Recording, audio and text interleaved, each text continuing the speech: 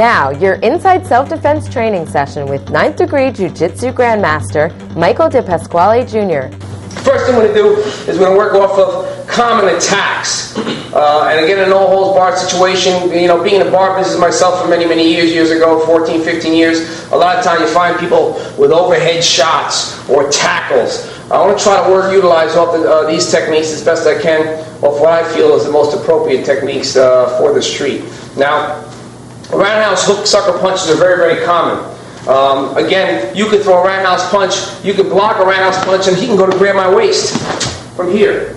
Now, in most cases, we're going to work off this for now since we're here already.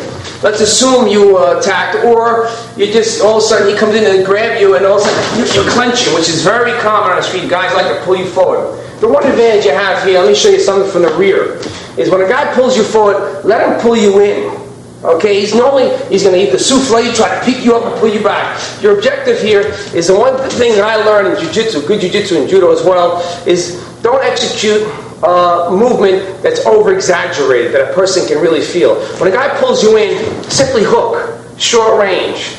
Now, instead of trying to sweep it, collapse it by just dropping to the man. So when you're in a position like that, what you want to do is you want to be able to hook that and drop. Now, what we're going to do is we're going to execute a leg lock with that. But how are we going to do that? If we get into this position here, we want to try to get our hand up if we can get it. If not, we're here, fine. We want to take our shoulder, push his head back while you hook this. But while he starts to pull you, while you start to execute this, you're going to just grab the leg. Pants, leg, whatever it is. Why? When people fall, their legs pop up. Their legs always pop up. So in the minute you do this and he starts pulling you in, you pull the leg up. As soon as the leg comes up, see both legs? I have his ankle, and the minute I do this, I'm in here. Now when I do this, I lock in here. Simple technique. I don't try to grab in here. I don't fall back. I don't do these. You can't come across here. Why bother trying to do these kind of motions? The guy's going to grab your leg. What you want to do is you want to try to torque him to the corner here and get on top of him here. Sorry about that. Do it again. Start that one over again. Okay, so we'll start from here. Okay, so if he's pulling you in this position here, you want to be able to just collapse a little bit, hook that leg. Don't let him pull, because he's going to pull real hard, real fast. You want to get this leg. As soon as he starts to pull, here and down. Pop it up, grab that leg, and you have a lock in here. In this position here, you want to just turn it to the corner, knee on his buttocks, lean back. Or you can come across, lock, and get your foot up here, apply pressure here. This is very effective. Why is it effective? Again, let me demonstrate that from this angle here. You saw a roundhouse punch. I block, I strike. All of a sudden he grabs me here. I come in here. Can you see this? Okay, hold on. I come in here. I grab in here. He sees this tight. He doesn't feel his leg right away come in. All these motions have to be done at once, in one step. So it's here. Now I just drop. Get the leg up. Right on the armpit. Pop it. Then you grab in here. Locking up. I can come across. Lock in here.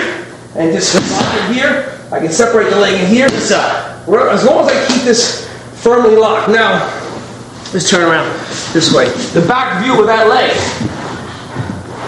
You people are not familiar with that. When it pops up, you're going to slide back. Keep it under your armpit. As you push the leg out, you lock the hand in, and you lean.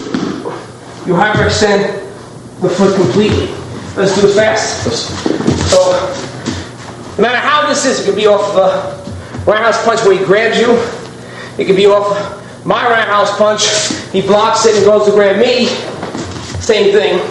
And you gotta be careful with this. So let's assume he's throwing a roundhouse punch. I block, strike, most of you grab me here. I want to be able to come here, in, drop in from this position here, and then here lock. Quickly. Okay? Now, let's go into something where if he comes in with a roundhouse punch, I block, strike, all of a sudden he goes to grab me. Keep the head. Totally different manipulation here. Grab the hand here. Don't grab here. Don't grab here. Don't grab like this. Just grab the hand here. And when you do this, torque it. As you torque it, drop in this position here. Now what you have is you have a neck that's hyperextended. All you do is lean in, and he'll be slapping on you. So there's options to this. You don't want to try to turn him. You don't need to. Try to pull me in, Tony. There's no way out of that. Once the neck is off its axis, he's in big trouble. Again, your traditional things, as he comes in with a straight punch here, and we move around a circle here, these kind of motions here, these kind of motions here, these kind of motions here. These Aikido type motions here are very nice techniques, and the Jiu-Jitsu classes we learn that too. Let's do that again. These motions here are very effective. Watch. Come in here, come here, this. From here, these kind of motions are very effective, but they're not nearly as effective as the close range